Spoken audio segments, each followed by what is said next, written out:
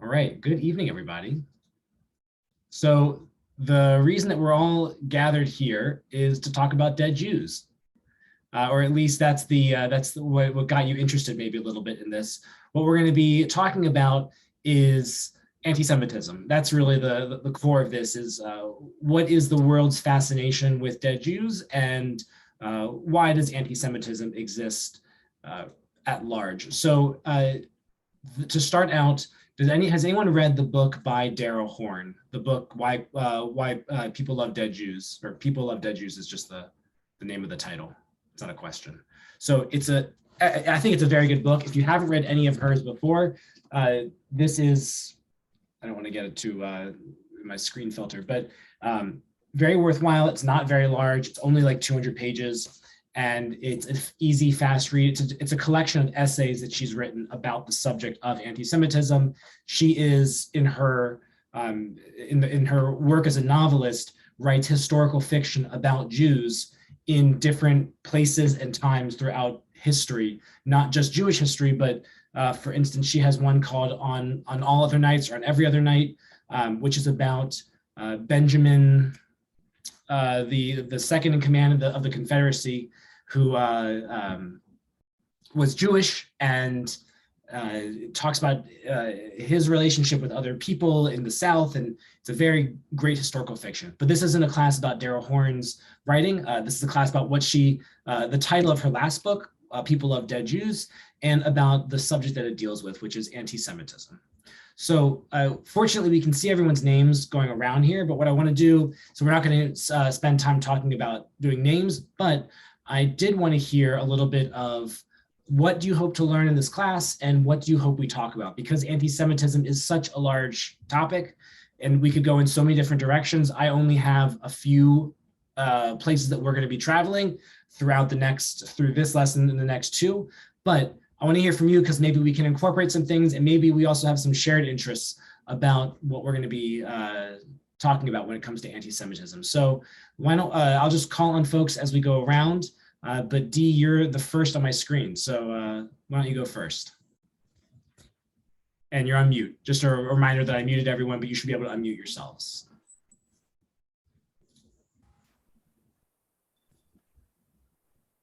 There you go. Okay. I have absolutely nothing in particular that I'm hoping to learn. I am always willing to learn whatever is teachable. It's an interesting subject, and I'm sorry Sai isn't here. He does have another meeting tonight, unfortunately. But we're game. I mean, it's a horrible subject, and we'll see. All right, good. Amy, it's good to see you up. You're on mute as well. Thank you. Yep. So There's my question has to do with or what I would like to know is, really, I don't understand why so many Jews are in big denial about the anti-Semitism that's going on today.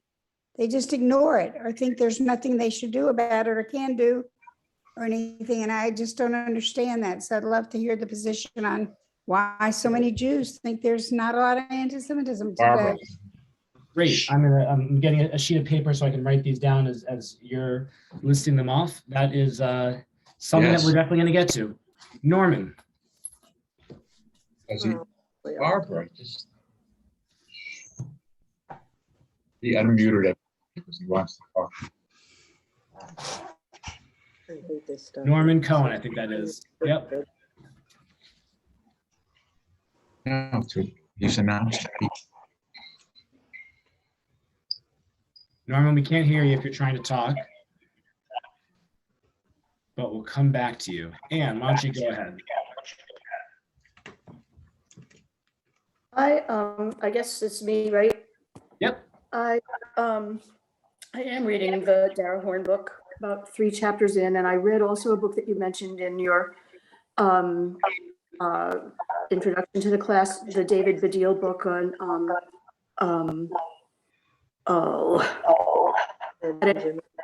It's called Jews Don't Count. Why Jews Don't Count. Jews Don't Count.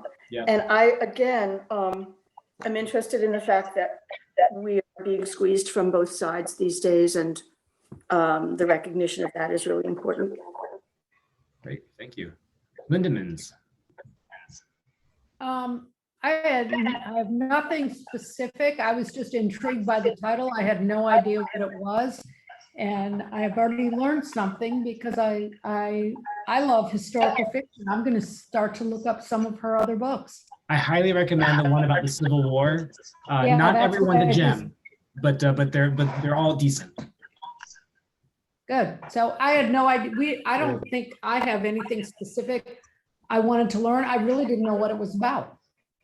Good to have you here. I was just Bruce, intrigued by the title. Bruce, anything for you? I'll go first. All right, Don and Diane. Well, Don and I are on one of the anti-Semitism committees that has a lot to do with the schools, and we're trying to get a relationship, with the leaders and people in the schools to talk about, the anti-Semitism in the schools. Of course, there's been a lot going on lately, especially in Cobb County. And, we were able to contact, we know the president of the Fulton County School Board, Julia Bernath. So she connected us with the superintendent of Cobb Schools, Mike Looney, and we are actually meeting with Rabbi Spike on Tuesday and talking to him. So will be very interesting. Do you want to say something? Yeah, I'm just sort of interested to see what talking points we can take away from this class that would be beneficial for us as we interact with these school leaders. Great, yeah, there'll be a number. Beg your pardon? I think there'll be a number of talking points we'll be able to take away. Yeah. Yeah, I'm trying to look, for a few buzzwords that may just, give us, give us some talking points. Great. Riches. I'll say one thing. I have never felt prejudice against me as a Jew, and I don't know if I'm lucky or blind, but I just want to learn more about it. Great. Yeah, and I want to hear your thoughts on what's going on in some of these colleges and some of the schools with things getting a little bit worse. So I'm interested in that. Yeah, we will be absolutely touching on college campuses and anti-Semitism, and as it relates also to Israel especially. Yeah. Yep, Gilman's. We didn't have any particular expectations about the class. We are aware of the increased Semitism in recent times and have concerns about it. Well, glad you're here. Rosenthal's. Hi, I'm here with Barbara, and we joined a group, a Semitism group with Rabbi Scott Colbert, and we hope to learn a lot both from this course and from his ideas. And we went to the Islamic temple. yeah, that was very great. We went there last Thursday. Wonderful. Yes, the Islamic Center, the Turkish Islamic Yes. Center up in Al Farah. Yes, Yep. Yes. exactly. It was Yeah. wonderful. Good. Roz. I've been relatively fortunate. I grew up in Philadelphia in an area that was predominantly Jewish. In fact, in my high school, they sent around the attendance bulletin for the high holidays. Here in Gwinnett County, a couple years ago, they had a major fundraiser on Erev Yom Kippur. We notified the I don't school, want to take a picture. not to make any trouble, just to say that we couldn't attend because it was Erev Yom Kippur, and they changed the date and apologized. All right. So I don't know if I'm burying my head or I'm just fortunate. Good to hear. Jerry.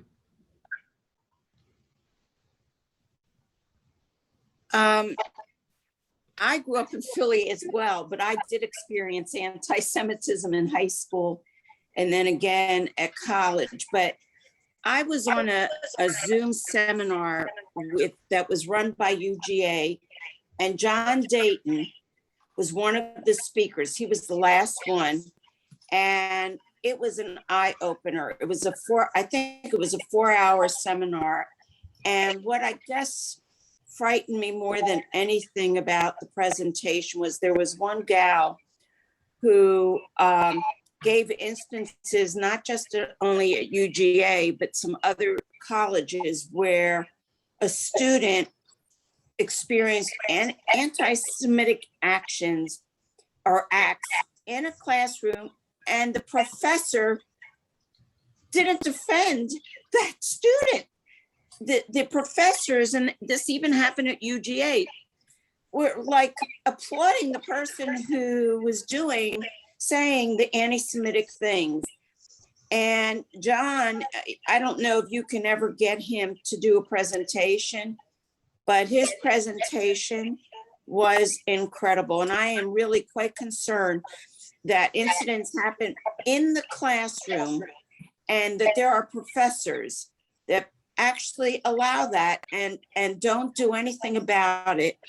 They should be having, I actually gave the person who organized it some contacts here in Georgia who might be able to provide speakers, like the Hemshech that I belong to. It just astounded me. So I'm concerned about that. Yeah, we are going to be talking about that for sure. Yeah, Marilyn. Well, I was born in Miami, so everybody I knew was Jewish. So I never experienced anti-Semitism. In college, one of our the fraternity was defaced. So, but I've always been interested in anti-Semitism. I've read a lot of books, and almost every Sunday I listen to a seminar by University of Miami Holocaust Institute. Her Dr. Miriam Klein-Kasanoff, and she has all kinds of programs, and they teach other teachers about the Holocaust and anti-Semitism. So that would be a good resource, to learn things. I've read this author before, and I just downloaded the book, so I haven't read the book yet, but I've heard her speak, and it sounded really interesting. Great. So. Wonderful. Glad you're here. So I might have said it before. I want to say it at the outset again that you don't have to have read the book. In fact, you don't even have to, there's no requirement to read the book for this class. It's not a book club. We're not even going to really be quoting Deborah Horn. However, books like hers, and I can list a few others for you to read, talk about the instances and how anti-Semitism appears today and why they try and trace why it's happening, but really it's about taking a larger view of anti-Semitism and drilling down into some specific instances. And that's what Deborah Horn does especially well. David Badiel in a very different way with a lot of humor and British humor, but there's some other examples. And of course, Atlanta's own gem of anti-Semitism is Deborah Lipstadt. And so we'll be, of course, bringing in her great expertise into the field. She is now the national representative of anti-Semitism from the US government, which is quite an honor for her and for the Atlanta area. So let's start off with what might be easy, and some people have already spoken about it already, but we want to define anti-Semitism. And so by show of hands, or let's start with by show of hands, who has experienced anti-Semitism in person directly at them before today? Like it was somebody did something anti-Semitic and you were the target of what they did. Okay. Has anyone experienced anti-Semitism online directly at you? Like maybe you posted something to Facebook and or Twitter or Instagram or whatever, some social media channel, and you received an anti-Semitic response back?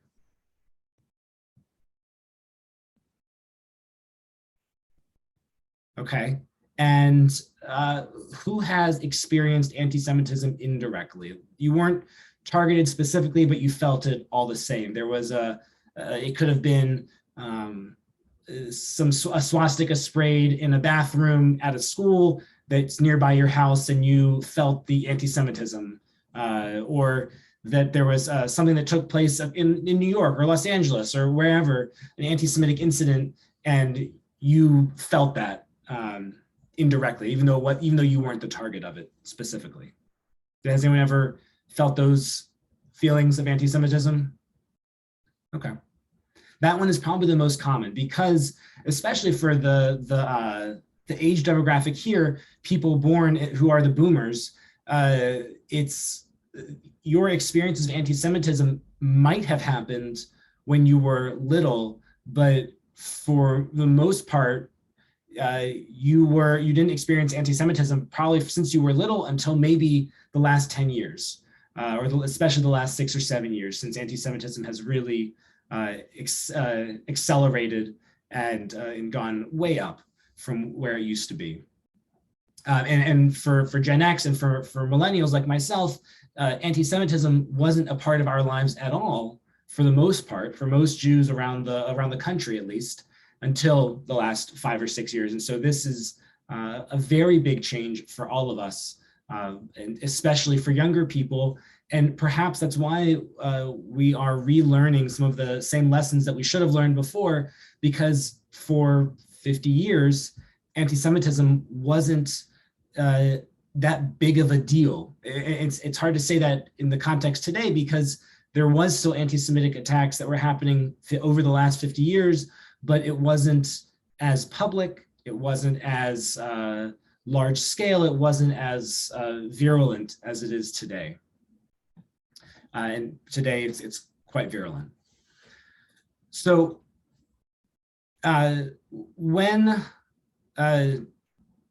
if you've experienced anti-Semitism, or if you thought maybe it was anti-Semitism, was there a moment where you maybe didn't realize it was in the moment and maybe afterwards thought about it, or heard a joke about Jews and wasn't sure if it was, maybe anti-Semitic, or, it's just a joke? Or how do you know when it's a joke or a legitimate critique or a sincere, naive question or a real anti-Semitism? Yeah, Rabbi, can I interrupt a minute? Please. Have you experienced anti-Semitism? So it's a good question. Until I moved back to Atlanta, I never directly experienced anti-Semitism. I was born in Richmond, Virginia. I moved to Houston, Texas for a year and a half. And then I moved to Atlanta in 1997, 98, and went to the Davis Academy soon after. And so my life was spent in the South, which is not necessarily the most friendly place to Jews, but I never experienced anti-Semitism. And then when I went to Davis, my world became almost completely Jewish.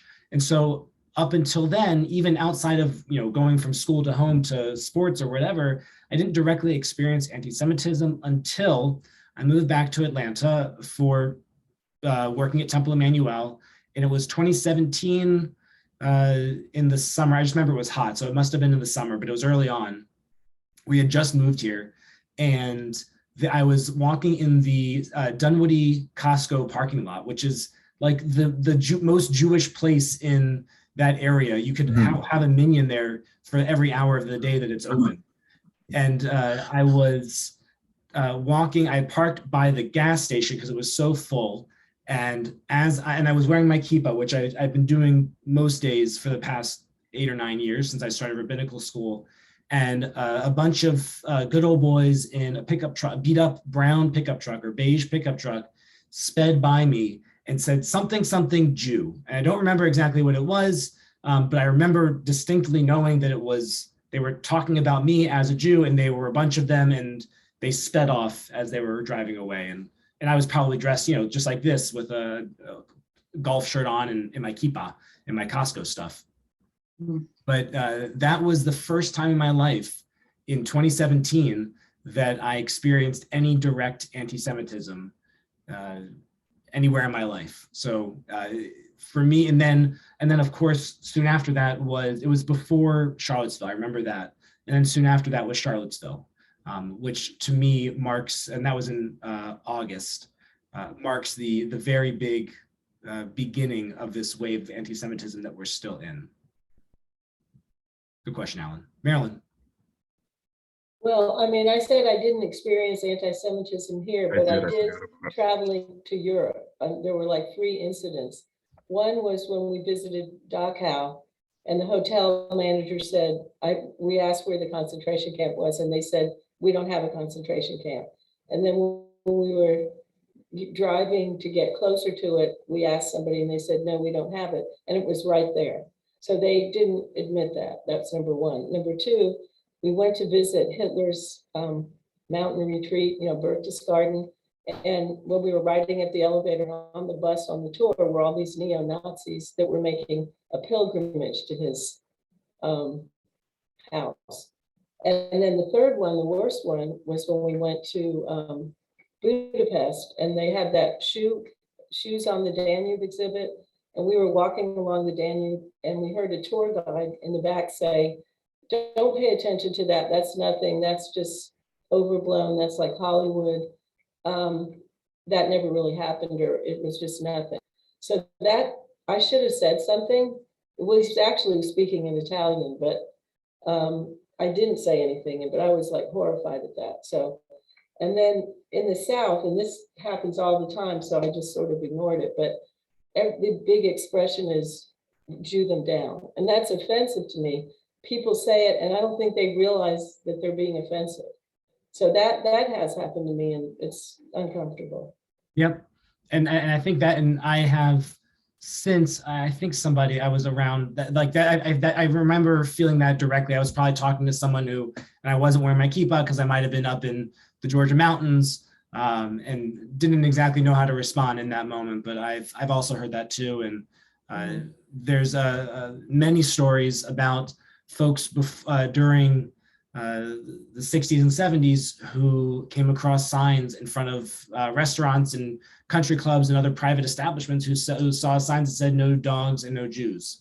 And so there was even those moments of anti-Semitism, even if it wasn't a person talking to you, it was the culture of the day.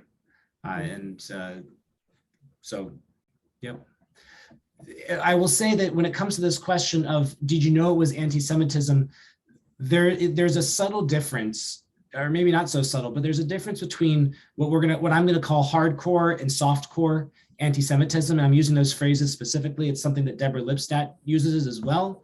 But there's the subtle, soft anti-Semitism that's not like I'll Jew you down, which is pretty clearly anti-Semitic because it's using a stereotype as in a phrase like that. But there is something like, you don't be so sensitive, it's just a joke kind of anti-Semitism that takes place. So we've been talking about anti-Semitism, and we've had some pretty good examples of it, but I want to try and figure out a definition for anti-Semitism, because there's not just one, and there are many. And the first one is a joke, but there's some truth to it, like all jokes, and especially Jewish jokes. That an anti-Semite is someone who hates Jews more than is absolutely necessary. And this is a philosopher, Isaiah Berlin, he's Jewish. And we can all nod of say like, yeah, of course, like that kind of, like, I get what he's saying there. Jews like to make fun of ourselves, and we get it that we're annoying. But what Isaiah Berlin is getting at through a joke is that we all have people that we hate. That's natural human behavior. But if you hate one person just an iota more because of their Jewishness, that's anti-Semitism. So if Jewishness factors into their dislike of you, that is, or any action whatsoever, that's when it crosses into anti-Semitism. And he gets it across with a joke here. But I'm wondering, how would you all define anti-Semitism? What are some words that you would use or phrases? How do you know it's anti-Semitic? Something is anti-Semitic.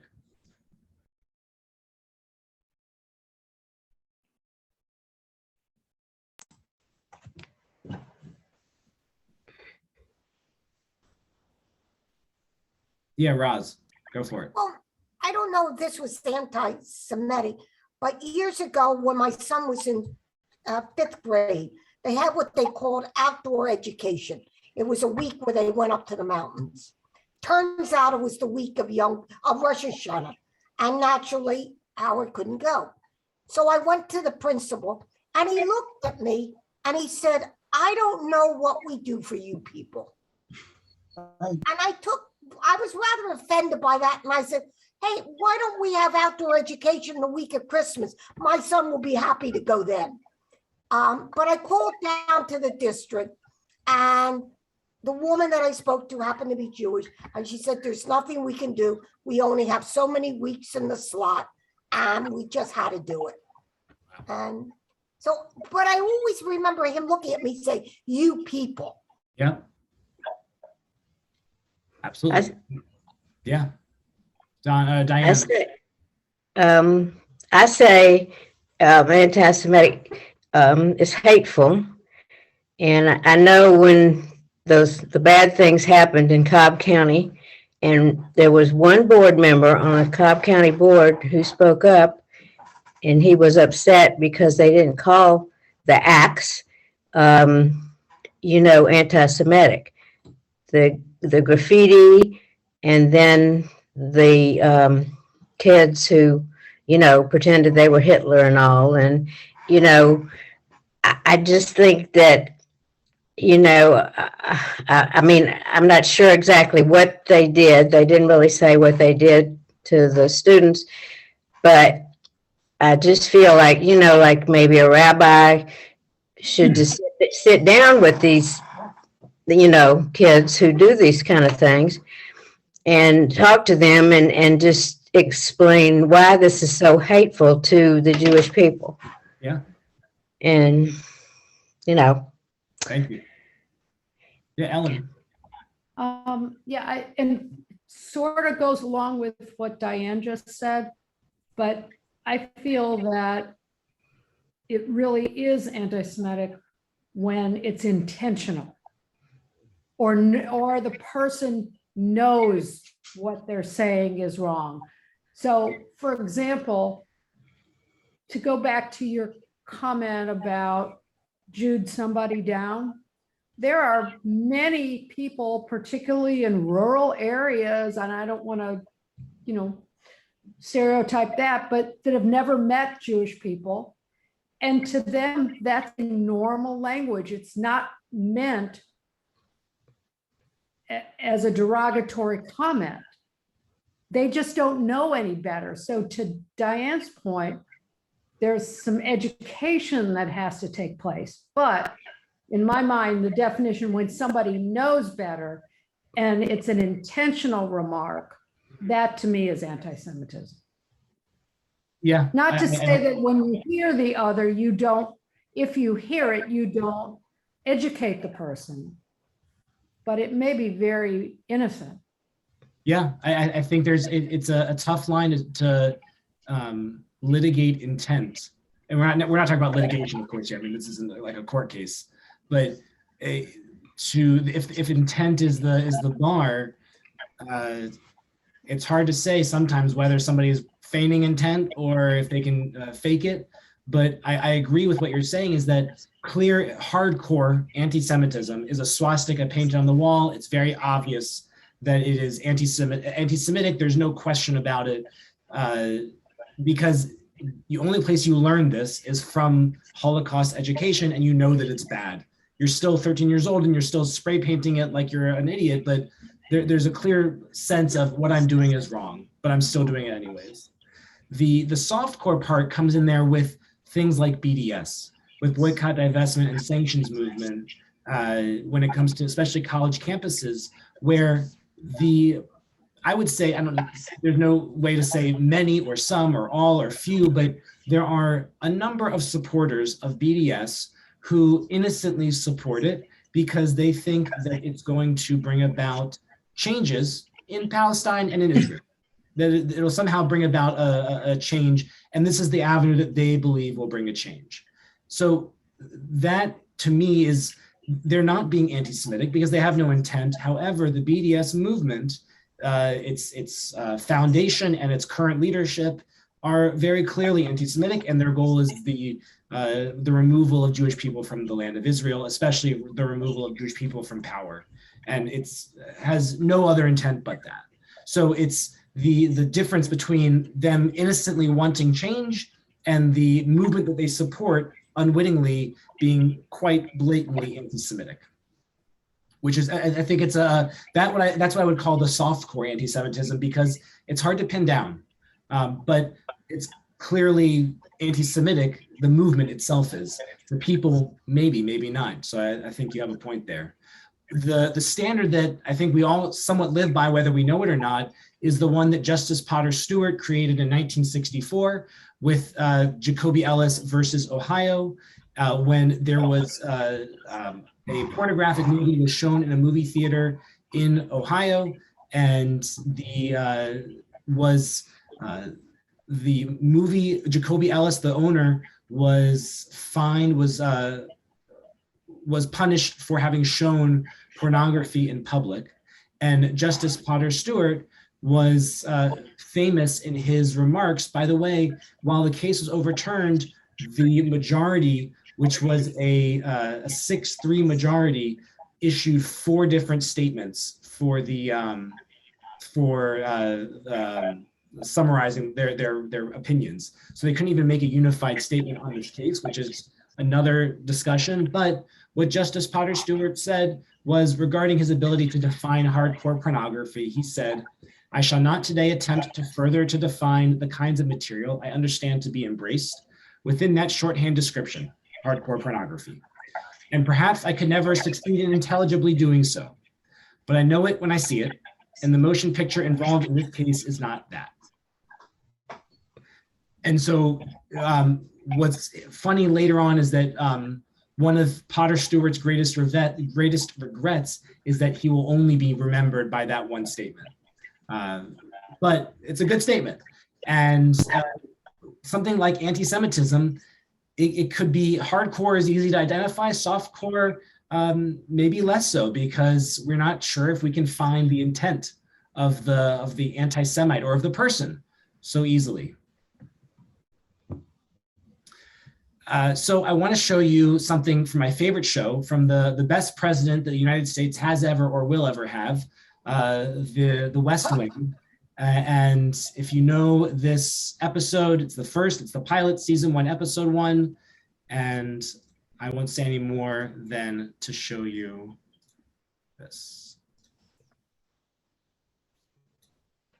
It was only a matter of time with you, Josh.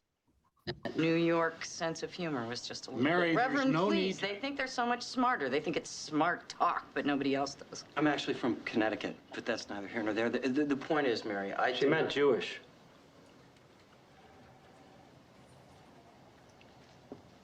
When she said New York sense of humor, she was talking about you and me. You know what, Toby, let's not even go there. It's been an apology. Let's move on.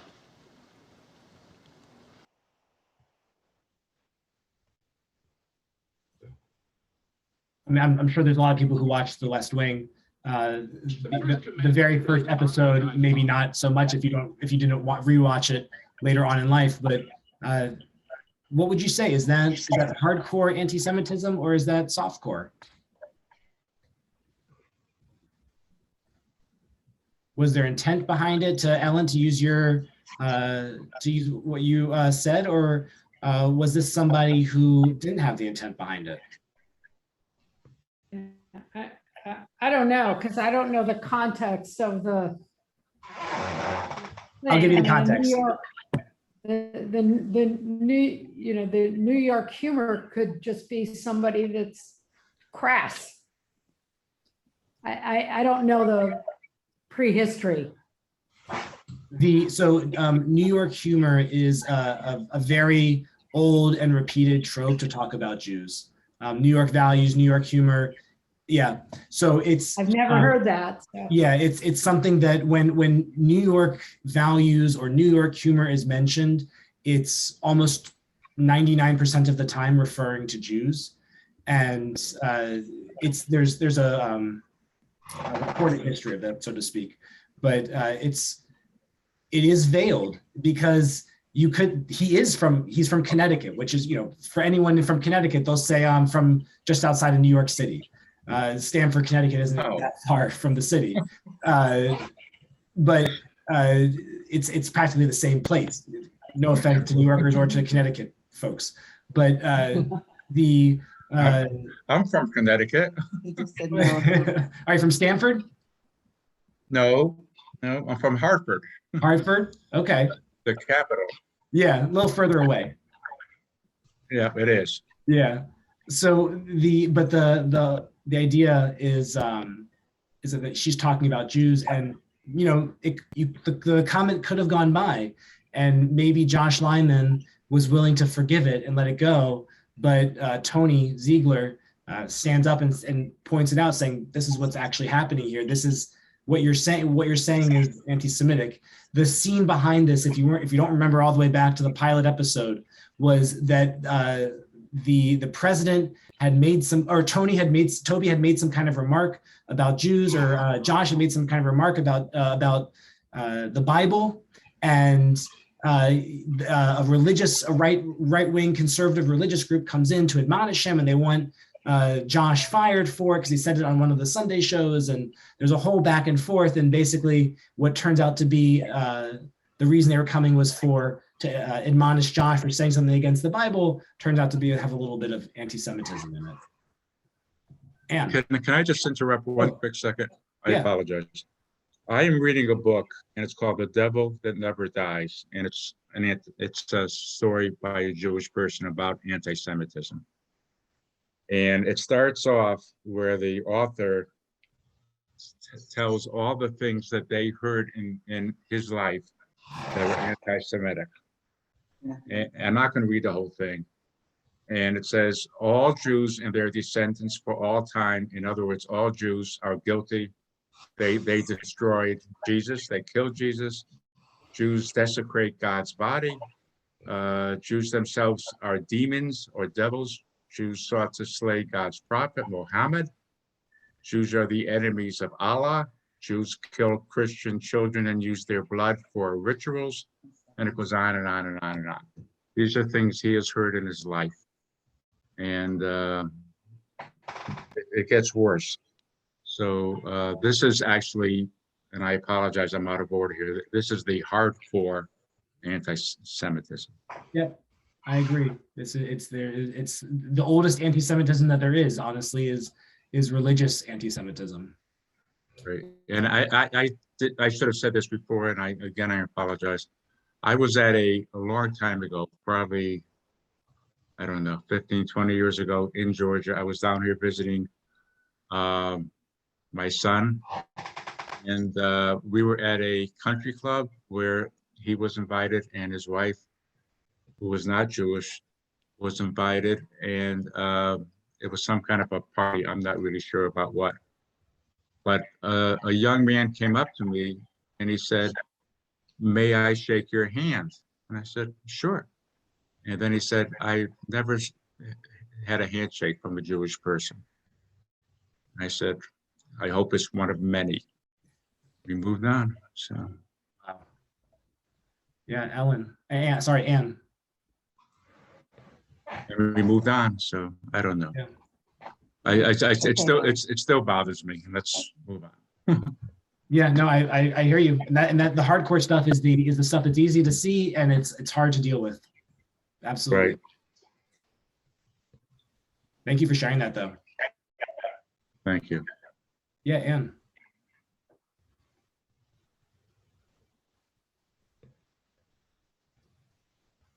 You're on mute there. But I unmuted myself, I'm sorry. I wonder if hardcore anti-Semitism has to involve the kind of hatred that wants all Jews to die or to be gone. Because I do think that what was demonstrated in your TV clip was hardcore anti-Semitism. I think that it was full of hate. And as I'm afraid I never watched The West Wing, but her facial expression showed that she really hated Jews. Yeah. Yeah, I don't disagree. I think it's the you people part. I think they're the writers, Aaron Sorkin, the writer Aaron Sorkin was trying to balance that line of to make her seem just hateful enough, but maybe like it could have gone by and not been remarked upon. You also said something about intent, where the remark comes from. And it seems that we're not supposed to deal with intention in remarks. It's only in how they're received that's supposed to be acceptable. I just think that's interesting as well. Yeah. I mean, perception is everything. Whether or not what you intend sometimes can be lost in how others perceive it. For sure. Yeah, Marilyn. And then Jerry. Well, what Alan said, when he said one of the remarks is, the Jews killed Jesus. Well, I was at this was a long time ago. My daughter's best friend was Catholic, and they invited us to her confirmation. And in the liturgy, and I was just sitting right there, they said, Jews killed Jesus. And I thought, why did you invite me here to, and I thought that was horrifying. But then I think I read somewhere where the Pope changed that. They're not saying that anymore, but they did say it. It was just a matter of the service. Yeah, until about 50. I was very embarrassed. Until about 57 years ago, Vatican II is what it's called. I forget the exact number, but it's a little over 50 years ago, was when the Vatican officially changed its position vis-a-vis Jews and the killing of Jesus. But it was more than 50 years. It was less than 50 years ago when they still had it in there. So Yeah, I'm sure. Changed it. Yeah. Yeah, it's hard. I'm sure it's hard to change something like religion in 50 years. Lord knows we're still trying to change some things. Marilyn Richin. Yeah, I think maybe a lot of soft anti-Semitism stems from lack of knowledge, possibly stupidity. And it is incumbent upon us to not necessarily call somebody out, but hopefully give them a little information or something. Like if somebody said, I finally got to shake a Jew's handshake, I would have probably said, well, thank you. I'm glad I could be here for you. I don't know. I can't proselytize, but I think stupidity comes into it, particularly in the Deep South. It could be, and certainly hardcore anti-Semitism is something that maybe there's a consensus on it, maybe not, but I would say hardcore anti-Semitism is something that's very indicative of extreme political movements, certainly in white supremacy, white nationalist movements, but also in some leftist, more communist, class-based versions of political movements that see Jews as the capitalists, whereas the right-wing Jews see Jews as the right-wing extremists see Jews as the communists. So that's kind of where we get pushed in from the middle from both of those extremes. But I think it's at those extremes that we see hardcore, and as you get further closer to the polite society is when maybe more soft-core, naive, maybe stupidity comes into play. Yeah, Jerry. I had a hardcore experience when I was in high school. I was in choir and we did performances outside of school, and we had church performances, and one of the guys in the choir's father was a minister, and we did a performance at that church. And the choir were all sitting there, and it was a mixture, mostly Christian, but there were definitely probably 10% that were Jewish. And the minister stood there and said, the Jews killed Christ. And my friend had driven herself to the performance. She left. She walked off the stage and went home. And my mother went in to school and said she is never performing in another church and you're not going to lower her grade.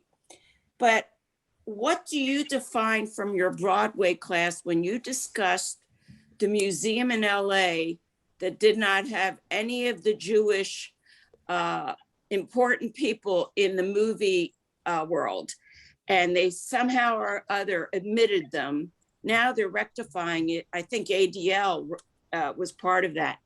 What do you consider that? Is that soft? I would say that is, I'd say it's soft because it's hard to pin down. And I think it actually goes to, because someone could argue, oh, we didn't mean it. It's just because of X, Y, and Z that they weren't admitted. It had nothing to do with their Jewishness. And it's actually why I pulled a word that I'm still learning, honestly, but I think it's worth sharing to learn together. But it's a term, it's called gaslighting.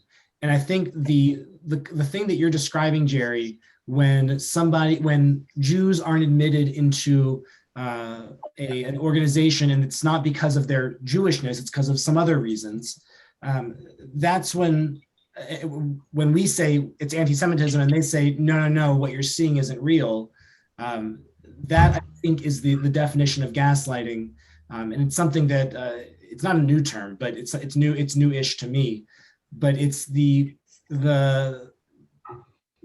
being told when you see it, when you see something, you're told that you actually didn't perceive it the correct way. And so the definition that I found here from Stanford's website on sociology was a technique that undermines a person's perception of reality. When someone is gaslighting you, you may second guess yourself, your memories, recent events, or your perceptions. And after communicating with the person gaslighting you, you may be left feeling dazed and wondering if there is something wrong with you. You may be encouraged to think that you are actually to blame for something, or that you are just being too sensitive. And I think a lot of the softcore anti-Semitism out there, I think takes its form in the form of gaslighting. That we might see something like, as a Jew, recognize New York's, some of us who have heard New York humor is when I hear it, says that's anti-Semitism, but the person saying it might end up gaslighting me, saying, no, what you heard wasn't what you heard. It wasn't anti-Semitism. It was X, Y, and Z, even though I know that phrase has appeared a million different ways, and almost every one of them was demeaning Jews. So that's a sense that I get of that softcore anti-Semitism, is to smooth over the veneer of anti-Semitism to make it look acceptable, or to try and confuse us from saying otherwise. Has anyone else encountered this term gaslighting, or maybe even recognize it themselves in their own lives? Because something that I did not recognize before this, but before the last few years, but since then I see it a lot of different places. You know where it comes from, right? No, I don't. It comes from a wonderful classic movie called Gaslight. Huh. And you need to look it up. It's a fantastic movie. How, where would I find it? Is it like Netflix? Is it Turner Classic Movies? Is it? Probably. It's old, but I don't know. Someone else would have to tell me what decade it came out. But it's just an old classic film. Yeah. Very famous stars. But it's available always on Prime. On but video. watch it, because it's exactly this. That's what it is. But this is troubling, because it means that we are being told how to perceive what we know. And I don't think that a lot of other people are being told how to perceive what they know. Say more. What do you, like, you mean the Well, other isms, like if we're being told we're too sensitive, if we're being told we didn't really mean it that way, or that's not what it was, but we know that it was, why should we accept the fact that it wasn't? Does that make sense? Yeah, I think it does. I mean, it's the whole idea that we we're somehow seeing ghosts where there are none, or seeing something awful when in fact doesn't exist anywhere. So let's go to definitions and some other definitions of Holocaust, of anti-Semitism. So this one is actually very important recently, also especially in Georgia, because this was a part of HB something or another that did not pass the Georgia House, or it didn't pass the Senate. Someone can correct me, but it did not. But it's going to be brought up again next year.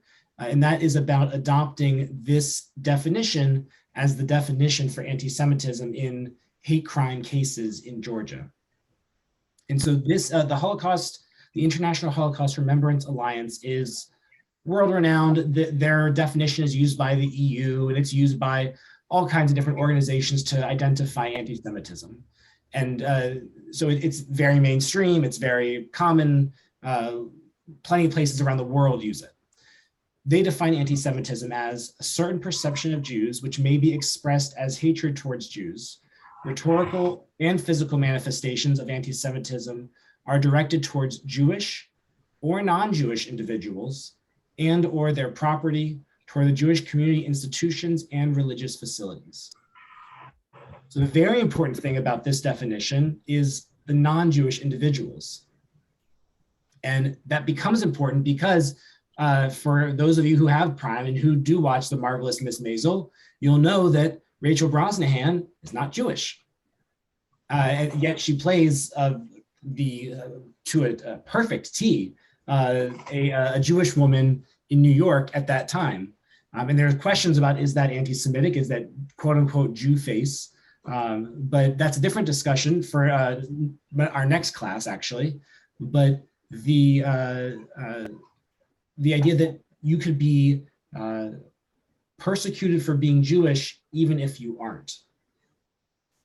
And that might be cases of being married to a Jew, or what's actually most common, or not most common, but most historical, is the charge levied against Jews who've converted to Christianity and who for generations, and this occurred especially in the Holocaust, but who for generations never considered themselves Jews, might not even have known that they had Jewish ancestors, but were considered Jews because of their lineage. And that actually goes to the core one of the core reason that the word anti-Semitism even exists is because it was originally created in 1781, German historian, used to describe Semitic languages, Arabic, Hebrew, Aramaic, Amharic, Akkadian, Ugaritic, languages that for the most part, except for the first two and a half, aren't even really used today. But it was used by Wilhelm Marr, a German journalist, to describe those Jews who had converted to Christianity, to say that because of their blood, they could not be true Germans. And he popularized the use of anti-Semitism or anti-Semitismus from Judenhass, Jew hatred, became anti-Semitism. And that was begun by Wilhelm Marr. Is my internet okay? Can you hear me? Yeah? No? Can you hear me better now? Okay. That's fine. Okay. And so that was popularized because non-Jews, people who never considered themselves Jewish, could therefore be targeted even if they weren't Jews themselves. So the odd part about anti-Semitism is that there is no Semites. There aren't any Semites, and you can't be against Semitism. There's no such thing as Semitism, because Semitic is referring to a bunch of languages that share nothing in common except for a few common locations, maybe. But there's no such thing as Semitism, and being anti-Semitic doesn't quite make any sense because of that.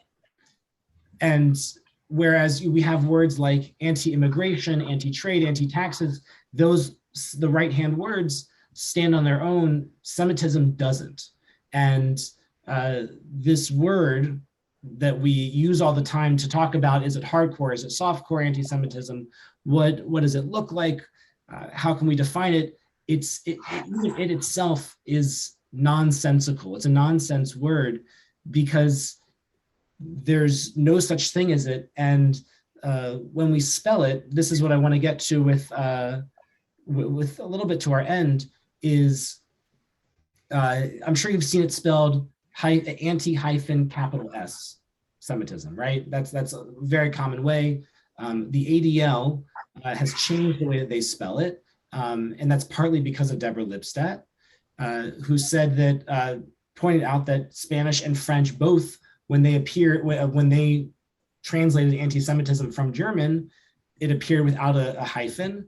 And same thing in English, it just all of a sudden appeared with a hyphen, and ever since 1893 has appeared again and again and again. That this whole idea of dignifying anti-Semitism while also calling it out becomes a bit of a paradox, because it's something that exists, but it's not something that we can make sense of. It's not clear why anti-Semitism exists, but we know that it does. And so when we're referring to it, what I've done as much as possible here is to provide the lowercase. And this is another Deborah Lipstadt thing, which is that when we provide something with an uppercase, it's because it's important, it's a proper noun. And she says that something so absurd does not deserve the dignity of a capital letter, that it should be lowercase as a way to say that it is not worthy of our attention. The spelling is more of an afterthought to how we deal with anti-Semitism, but it goes to the core of we don't understand why it happens. There's no clear explanation to why somebody would hate Jews, except maybe something irrational. And the very difficult thing is, how do we convince people to not be anti-Semitic? And so I'm going to throw that to you, but we're also going to talk about it together. And I have some things that we'll look at later on, but have you ever heard of an instance when somebody has been previously anti-Semitic and then convinced not to be? It's not a trick question. I've heard it happen, but I want to hear it from y'all if you've ever heard something either. There was an instance of a man in Charlottesville, actually, at University of Virginia, who was a white supremacist and was befriended by a Jew at University of Virginia. And over the course of years, they became close. He was invited to Shabbat dinners and was moved from a place of white supremacy to a place of actually being one of the vocal anti-white supremacists. And it's quite an interesting story. I think there was a book that they wrote about it. It's Rising Out of Hatred by Eli Saslow.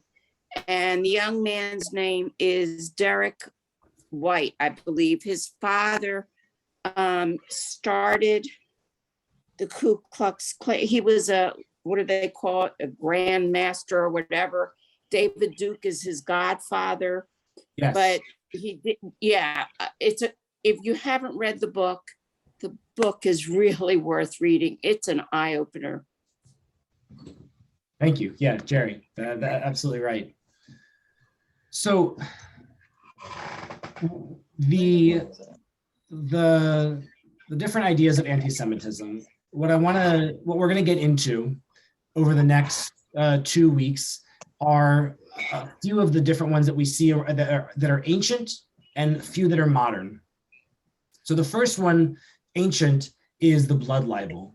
And that is, I'm going to stop sharing my screen because I have nothing else to show on there. But a blood libel is one of the oldest forms of anti-Semitism after the Jews killing Christ. That Jews use Passover, at Passover kill Gentile little children to use their blood to make matzah. And that's one of the oldest forms of anti-Semitism there is. And it's something that if you go into far corners of the world, there are people who still believe that. But when we come into more modern times of anti-Semitism, one of the toughest to deal with is anti-Zionism, anti-Israel sentiment. And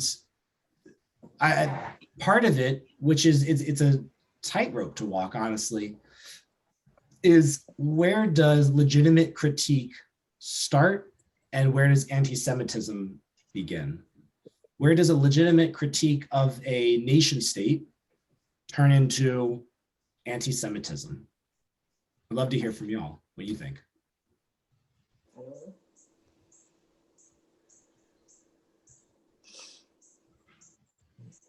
I think there are many people who believe that the Jews are against the Palestinians and that they believe the Palestinians should be out of Israel or should form, if anything, a separate state, but not combined into Israel.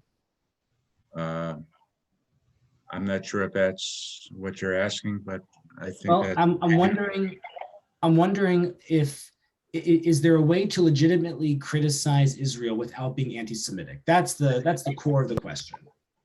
The answer is, I think Jews believe that that's possible, but to non-Jews believe that's possible? I don't believe so. And let me ask you a question. When we're talking about Asians, it's anti-Asian, anti-Black, it's anti-everything, but why isn't it anti-Jewish, anti-Semitic? Yeah, there's a very good article about this, but some people have chosen to reclaim the term Judenhass, Jew hatred, because that is what's going on here. There's no such people as Semitisms, or there's no Semitic people. And so there are folks, and I occasionally will use it as well, who talk about Jew hatred. One, because it sounds clearer. We all understand what Jew hatred is. And what it looks like and what it sounds like. And the word just sounds harsher than anti-Semitism, which sounds a little too scientific and not very real, not something that we can feel and see. And so the reason why it's not called anti-Jew, I think is something that the Jewish community has chosen to preserve anti-Semitism, that phrase, because it encompasses Jews and non-Jews in the definition of anti-Semitism, of Jew hatred.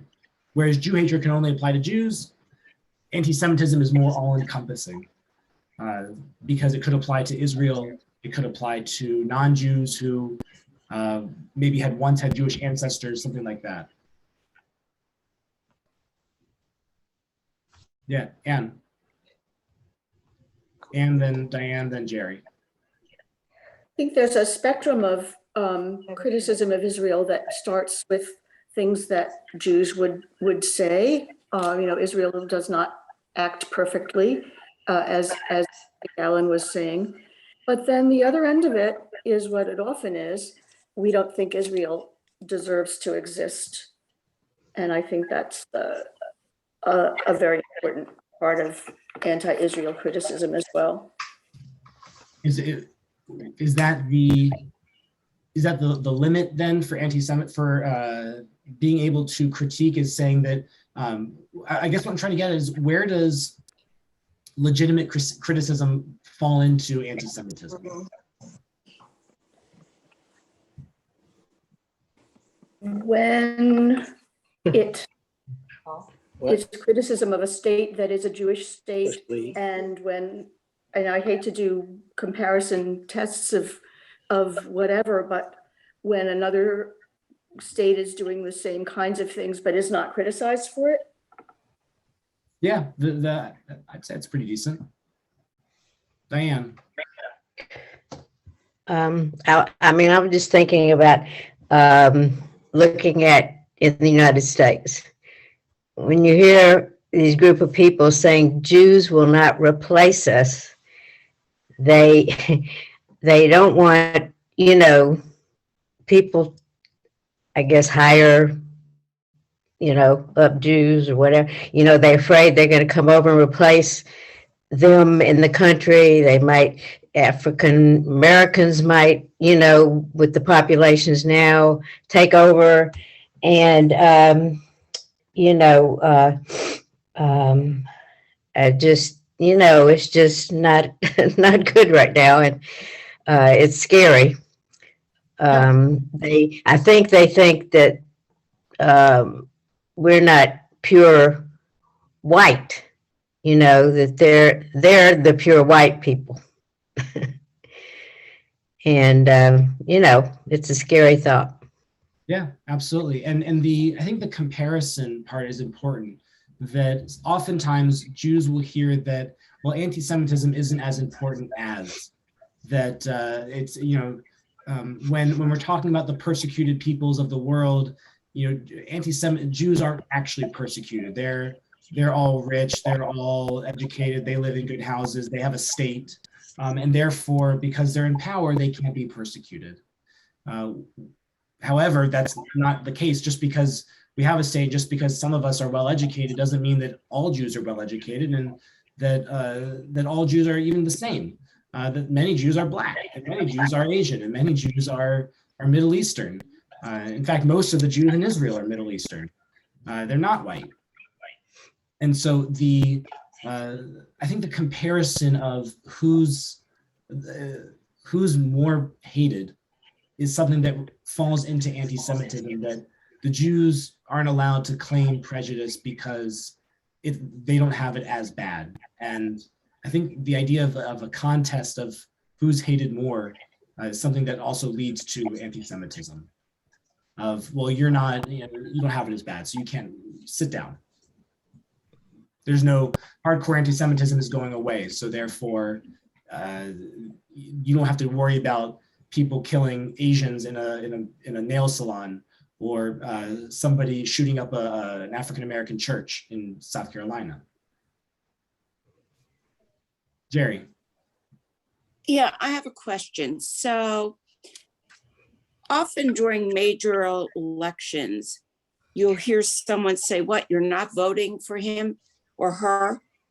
They're supporters of Israel. So my question to you is, so if you say, well, no, there's more to my voting than whether someone is a supporter of Israel. So how does that rank? If it's a Jewish person that they're talking to, and they say, well, you should vote for him. After all, he supports Israel.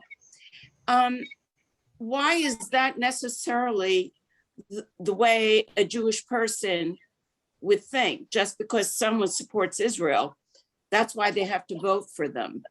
Great. And I always find that very confusing.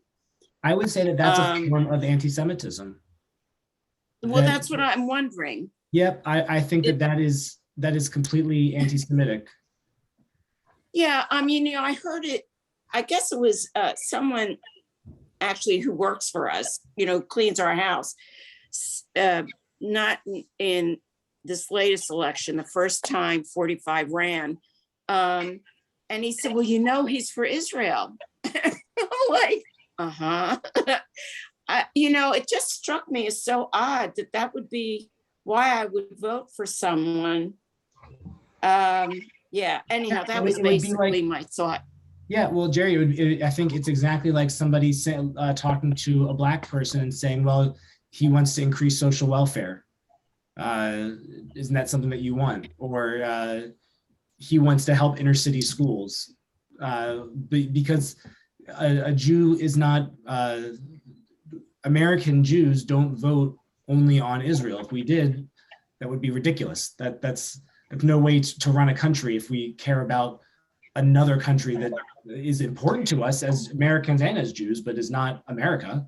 And the reduction of our vote to just that, I think, is anti-Semitic. And by the way, you could be a Jew and be anti-Semitic, just like you could be a woman and be sexist, or you could be Black and be racist.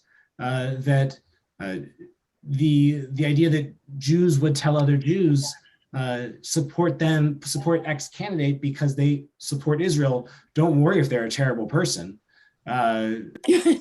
is something that, or you hate all of their other policies, whatever it is, not talking about their personal character, let's take that out of it. But let's say you disagree with all of their policies, but they like Israel, so vote for them, is a reductionist way of looking at it. And anti-Semitism doesn't have to mean the annihilation of all the Jews every time. That's not what anti-Semitism is always about. It could just be stereotyping Jews. And that's one case where it's an anti-Semitic stereotype. It's not calling for the destruction of Jews, but it's saying that all Jews must think like that. What's an anti-Semitic thought? Well, how about the guy who didn't make it, but the Jewish man running in France, who was a Holocaust denier. So here is someone who is Jewish, who, in my opinion, is anti-Semitic. Yeah, exactly. Also to bring it back to France, that increasingly France is becoming an anti-Semitic place, and not just from Muslims from North African countries who, whether they know it, whether they ever met a Jew or not, they hate Jews.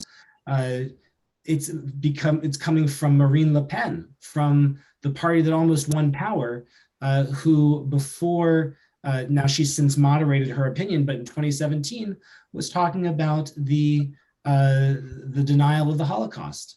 She got 23% of the vote in the presidential election 2 days ago in France. She's going to go into a runoff with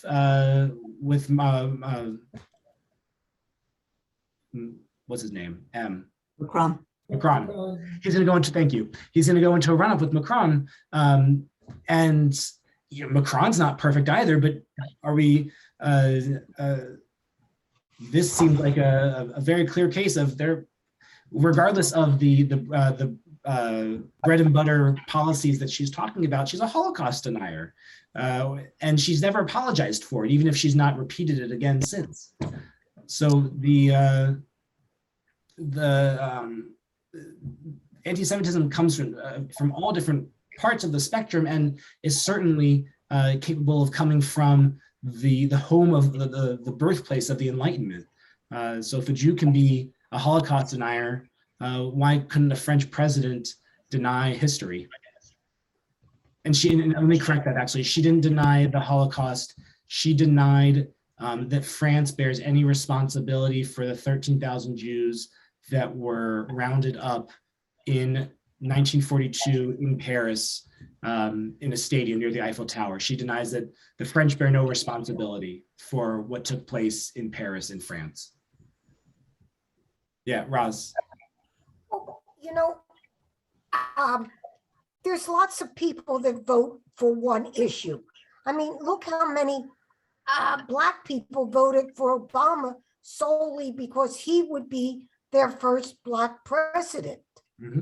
Whether they agreed with the rest of his views, he was going to be the first Black president. So I think as individuals, we tend to sometimes vote for a candidate on one major issue. Yeah, and I think that is true. And there certainly were people who voted for Obama because he was Black. That has to be the case. but who didn't know any better, and just that's why they voted, because there are always people who will just vote blindly with everyone else, for better or for worse. But to say that, and Roz, I'm not calling you this, to say that Obama won because of the black vote is, and you didn't say this at all. That's where it crosses into racism, just like to say that the reason Ossoff won is because of the Jewish vote, crosses into anti-Semitism, because it wasn't, Jews didn't vote for Ossoff because he's Jewish. Jews voted for Ossoff, if they did, because they liked his policies. It might have coincided with their Jewishness.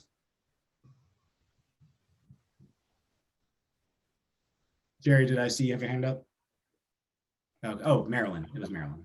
Well, what Jerry said about the conservatives supporting Israel, which I was happy that they did, but then I think, and I'm not sure about this, but the reason they support Israel is because they believe in the end that Israel will be destroyed and then they'll have their second coming or whatever. So in supporting us, that just means they want to destroy us. So when I found that out, it changed everything.